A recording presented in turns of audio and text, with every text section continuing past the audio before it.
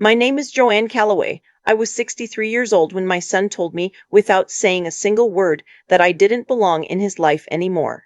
I want to tell you that story, not because I need sympathy. I'm past that now, but because I spent 35 years as a registered nurse in Charlotte, North Carolina, and in all that time, I never once saw a wound hurt more on the outside than on the inside. What happened to me on a Sunday afternoon in October proved that rule right one more time. But let me start at the beginning. Because if I jump straight to that front porch, you won't understand why it broke me the way it did. I had my son, Connor, when I was 28. His father, Ray, was a good man, quiet, steady, the kind of man who fixed things without being asked.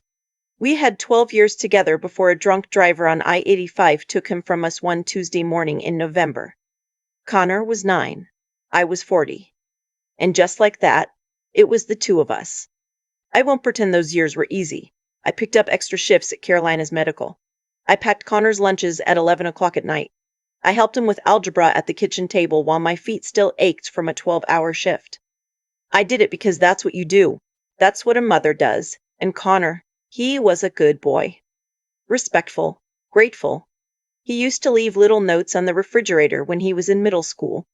Things like, "Thanks for dinner, Mom," or "You're the best." Small things. But I kept every single one. He went to NC State on a partial scholarship. The rest, about $22,000 over 4 years, I covered from my savings and from picking up agency shifts on weekends. I didn't ask him to pay it back. I told him it was my gift to him, my investment in his future. And his future looked bright. He graduated with a degree in mechanical engineering, landed a job at a manufacturing firm in Raleigh, and 2 years later, he met a woman named Tiffany at a work conference. I'll be honest with you. My first impression of Tiffany wasn't bad. She was sharp, well-dressed, confident. She worked in corporate finance and she knew exactly what she wanted out of life.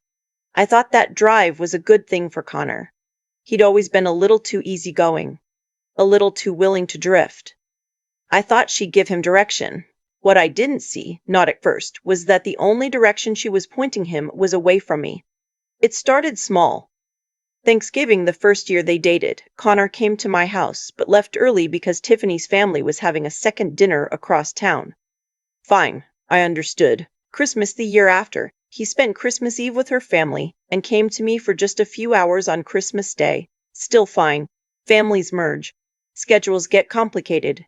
I told myself I was being flexible, and flexible was good. They got engaged in the spring. Connor called me to tell me, and I cried, happy tears, real ones. I told him I loved him and I loved Tiffany and I couldn't wait to see them build a life together. Then Tiffany called me 2 days later to talk about the wedding. The wedding was going to cost $68,000. Tiffany had a venue picked out already, a vineyard outside Asheville. She had a florist, a photographer, a caterer. She had a vision. What she didn't have was a way to pay for it. Her parents had offered $15,000. Connor had some savings, but they were about $35,000 short. I want to be clear, Tiffany didn't ask me outright. She never did anything outright. She described the wedding in such loving detail, and then she mentioned almost in passing that they were still figuring out the finances, and that it was a little stressful, and that she just knew it was going to be the most important day of her life. Connor called me that evening. He asked if I could help. He said, "Mom, I know it's a lot to ask." And I said, "How much do you need?" I gave them $35,000. I used money from a CD I'd been building for 15 years. I told myself it was worth it to watch my son get married. The wedding was beautiful. I sat in the third row and cried when Connor walked down the aisle. Tiffany's mother sat in the front row, next to her father, in a pale blue dress. Nobody introduced me to them until the reception, and even then it was brief. But I smiled. I told myself family takes time. What I didn't know that day, what I couldn't have known, was that I had just made the first payment in the transaction that would take everything I had. 14 months after the wedding, Connor called to tell me they were buying a house in Cary. They'd found a place they loved, 4 bedrooms, good school district, 2-car garage. The asking price was $410,000. Their combined income was solid, but their down payment was short. They needed $40,000 to avoid private mortgage insurance and keep the monthly payment manageable. I said, I thought you two had been saving. Connor said, We have been, Mom, but Carrie is expensive and we don't want to start out underwater. I want to pause here and tell you what I was thinking, because this is the part that matters. I was thinking about my house, the little brick ranch in Concord where I'd raised him. I had $180,000 in home equity at that point. I'd refinanced once, years ago, to help with a roof replacement, and I'd paid it back down steadily. I remember sitting at my kitchen table with a cup of coffee and a legal pad, running the numbers. I also remember thinking, he's my son. And that thought every single time was enough to stop all the other thoughts. I transferred $40,000 from my home equity line of credit. I told him it was a loan and he said, Of course, Mom, we'll pay you back. We never put that in writing. I've turned that decision over in my mind 1,000 times since then, but at the time it didn't feel like a business transaction. It felt like a mother helping her child. They moved into the house in Cary that August. I helped them paint the living room. I bought them a dining table and 6 chairs from a furniture store off Six Forks Road, just under $1,200. I drove up on Saturdays and helped Tiffany sort through boxes while Connor assembled furniture. I thought we were building something, a family, a closeness. Looking back, I think Tiffany was building something too, just not the same thing. The calls from Connor started changing around that second year of the marriage. Before, he called to talk about his week, about something funny that happened at work, about nothing in particular. After, the calls usually had a shape to them. They'd start with how I was doing, then move to something that was going on with them. And then eventually, there was a number, $6,000, when Tiffany's car needed to be replaced. She'd been driving a 7-year-old Honda, and Connor said it wasn't safe for highway driving. Could I help with the down payment on something newer? $11,000 when Tiffany decided to leave her corporate job and start a consulting practice. They needed to cover 6 months of reduced income while she built her client base. Just a bridge loan, Connor said. Just until things stabilized. $8,000 when they took out a second bathroom renovation that went over budget. The contractor had underbid the job, apparently. Each time Connor would call. Each time there would be a reason that sounded logical. Each time there would be a reason that sounded logical. Each time I said yes. I never told my coworkers. I never told my sister in Greensboro. I kept quiet because talking about it would have meant admitting something I wasn't ready to admit. That the money wasn't really loans. That there was never going to be a repayment. That I was paying over and over for a relationship I was terrified of losing. By the time I retired at 62, I had given Connor and Tiffany a total of just over $127,000.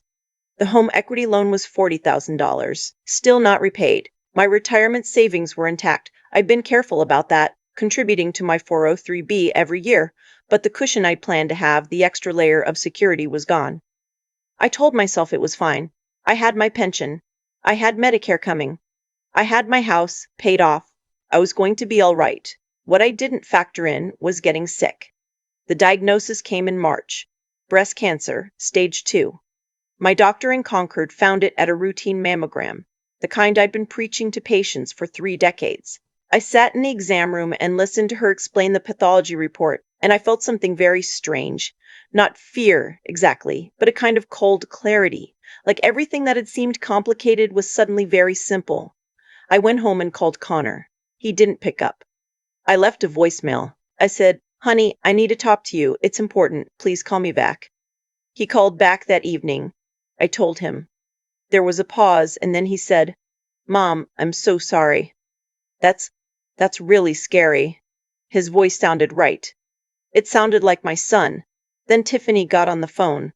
She said she was sorry to hear it. She said breast cancer treatment had come such a long way, and I was going to be in good hands. She said they were both thinking of me. And then she said, in that same smooth, practical voice she used for everything, that things were really hectic right now because she had just taken on 3 new consulting clients, and Connor had a big project deadline coming up, and they'd figure out how to help once the dust settled. I said, Of course, I understand. I hung up and sat at my kitchen table for a long time. My oncologist recommended a lumpectomy, followed by 6 weeks of radiation. Not the worst case scenario, but I was going to need someone to drive me to appointments. 27 radiation sessions, 3 times a week. I was going to need help around the house during the weeks I felt the worst. I was 63 years old and I was alone, and I had just been diagnosed with cancer. I waited 2 weeks for Connor to call back with a plan. He texted twice, short messages, checking in, saying he was thinking of me. Tiffany sent a card. It had a watercolor painting of a sunflower on the front. A card. My neighbor Barbara, 71 years old with her own bad hip, offered to drive me to every single appointment. She didn't ask. She just showed up at my door one morning with a notebook where she'd written down all my treatment dates and said, "Tell me if the schedule changes." I cried in Barbara's car more times than I can count. 3 months after my diagnosis, Connor called to tell me they were throwing a birthday party for my granddaughter. Lily was turning 1. They'd rented out a space at a venue in Carrie-Nonders, one of those event halls with a play area attached. Decorations, catering, photographer. The whole thing. I was so happy. I had spent the previous months in treatment, tired in a way I can't fully describe. And the thought of seeing Lily, holding her, watching her smash birthday cake into her face, it felt like the first real light in a dark stretch of months. I baked Connor's favorite layer cake, yellow with cream cheese frosting. I made it the day before, wrapped it carefully, put it in a box. I bought Lily a stuffed elephant and a set of wooden stacking rings from a shop downtown. I wrapped them in yellow tissue paper because yellow was her favorite color. I had read that in a text Tiffany had sent 4 months earlier, and I had remembered it. I drove the 45 minutes to Carrie on a Saturday morning in October with the cake on the passenger seat and the gifts in the trunk. The parking lot was full. I could see balloons through the glass doors, pink and gold, tied in clusters.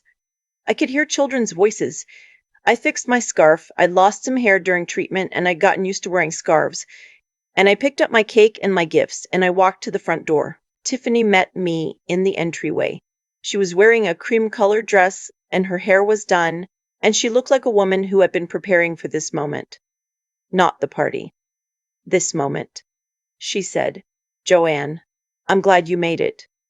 And then she said, "I want to be up front with you. We're keeping today to immediate family, Connor's side and mine. We should have said something sooner, but this is a private event." I stood there with the cake in my hands. I said, "I'm his mother." She said, "I know, but we made a decision as a couple about how we wanted today to be, and we'd really appreciate your understanding." I looked past her into the room. I could see pink tablecloths, little clusters of people I didn't know. I could see my son. He was standing maybe 20 feet away, talking to a man I didn't recognize, holding a cup of something. He was looking at the floor. He knew I was there. I could tell by the way he was holding himself. That particular stillness, the way he used to look when he was a teenager. And he'd done something he couldn't explain. He didn't turn around. I looked at Tiffany. I looked at the cake in my hands. I thought about Barbara driving me to radiation 3 times a week with her bad hip. I thought about a sunflower card on my kitchen table. I thought about $127,000 and a dining table and 6 chairs and 35 years of extra shifts and notes on the refrigerator. I said, "Okay." I turned around and I walked back to my car. I put the cake on the passenger seat. I put the gifts in the trunk. I sat in the driver's seat and I did not cry. I didn't cry because something had shifted inside me, some final, quiet thing. And on the other side of it, there was no more grief. Just a clear, cold understanding. I drove home to Concord. That evening, I called my sister in Greensboro. I told her everything, not just about the party, all of it. The wedding, the house, the car, the consulting bridge loan, the bathroom renovation, the cancer diagnosis, the sunflower card, all of it in order from the beginning. My sister was quiet for a long time. Then she said, "Joanne, you need to talk to someone." She didn't mean a therapist, though I did that too. She meant a lawyer. I called the family law attorney in Charlotte that Monday morning. Her name was Deborah, and she had the kind of voice that made you feel like things could be organized even when they felt like rubble. I brought my bank records. I brought the paperwork from my home equity line of credit. I brought the text, years of them, Connor asking, me saying yes, promises of repayment that lived in the air and never made it to paper. Deborah looked at everything and said, "The $40,000 home equity transfer is your strongest position because you've been making payments on a loan that was used to benefit their property. There's an argument for unjust enrichment." She also said, "The rest is complicated without written agreements, but you have options." We sent a formal demand letter, certified mail, return receipt. I sat at Deborah's conference table while her assistant printed it. And I thought about Connor at 9 years old, making me a Mother's Day card out of construction paper, his handwriting big and crooked and sincere. Then I thought about him standing 20 feet away, looking at the floor. I signed the letter. 3 days after the letter arrived, I know because I had tracking. Connor called me. I didn't answer. He called again that night. I didn't answer. He texted, "Mom, please, can we talk?" I put the phone face down on the kitchen table and finished my tea. He called my sister. She told him she had nothing to say to him on my behalf.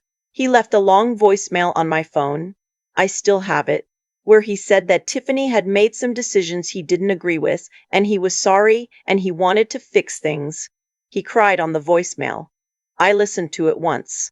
Connor came to my house on a Thursday evening. He knocked on the front door. Then he knocked again. Then he sat on the front porch steps. I could see him through the window. For about 40 minutes, he had his elbows on his knees and his hands clasped together, and he looked like a man who had finally understood something too late. Barbara saw him from her driveway and came over to tell me. I said, "I know. I saw." She said, "Do you want to talk to him?" I thought about it. I really did. Because he is still my son, and that doesn't stop being true just because the truth became painful. But I thought about the party. I thought about the cake. I thought about the cake. I thought about 27 radiation appointments and not one visit. I thought about what it had cost me, not just the money, though $127,000 is not nothing, especially not on a nurse's pension, but the other cost, the one you can't put a number on. I said, "Not tonight." Connor eventually sent a letter, handwritten 4 pages. He acknowledged the money. He acknowledged the party. He said Tiffany had controlled the situation in ways he hadn't been strong enough to challenge. He said he'd been ashamed for a long time and that shame had made him smaller. He said he wanted to make it right. I read that letter 4 times. I put it in a drawer. That was 8 months ago. I am 63 years old and I am 3 months out of radiation and my last scan was clean. Barbara and I have started taking a water aerobics class on Tuesday and Thursday mornings at the YMCA in Concord. And last month we drove up to Virginia to see the fall leaves, and we ate at a little diner outside Roanoke and laughed until we couldn't breathe about something I can't even remember anymore. My house is paid off. My pension covers my bills. Deborah is still working on the legal matter, and I'll let that process unfold the way it needs to. Connor and I have spoken twice since the letter. Short calls. Careful ones. I don't know what we are to each other right now. I don't know if what was broken can be repaired, or whether repaired is even the right word for something that has to be rebuilt from nothing, stone by stone. What I know is this. I spent 35 years believing that love meant saying yes. Yes to the wedding. Yes to the house. Yes to every call with a number at the end of it. I believed that if I just gave enough, I would be safe. That generosity was a kind of armor. It isn't. The armor you actually need, the kind that holds, is the ability to say no when no is the right answer, and to know that someone who only shows up when the answer is yes was never really there to begin with. I am still learning that. At 63, after a cancer diagnosis and a front porch I was turned away from, I am still learning it. But I am learning it in my own house, on my own terms. And some mornings when the light comes through the kitchen window the way it does in October in North Carolina, golden low and quiet, I sit with my coffee and I feel something I haven't felt in a very long time. I feel like myself. I've been thinking a lot lately about the word loan, what it actually means. Because I used that word for years, I told myself I was lending Connor money, that it was temporary, that it would come back to me. But a loan requires 2 people to agree on what it is. And looking back honestly, I think only one of us ever believed that word. That's not Connor's fault entirely. It's mine too. Every time I transferred money without a signature, without a date, without a single piece of paper, I was making a choice. I told myself that asking for documentation would mean I didn't trust my own son.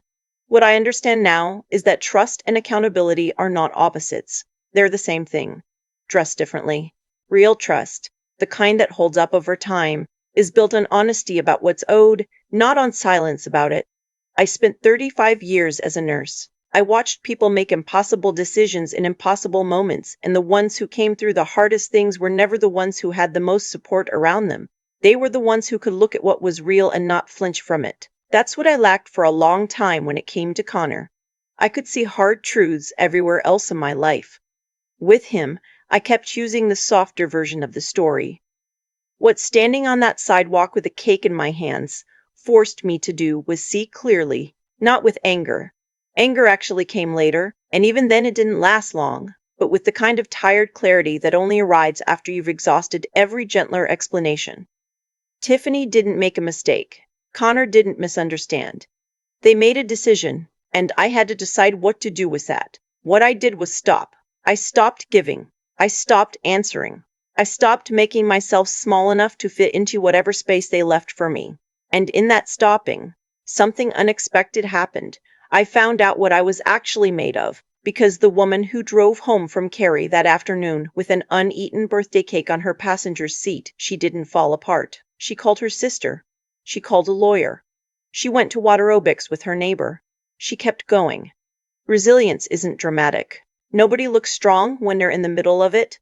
I didn't feel brave sitting in Barbara's car on the way to radiation or reading Connor's 4-page letter alone in my kitchen. I just felt the weight of it and kept moving anyway. That's all resilience ever really is, not the absence of pain, but the decision to keep moving through it. And here is what I want to say to anyone watching who has ever given too much and been thanked too little.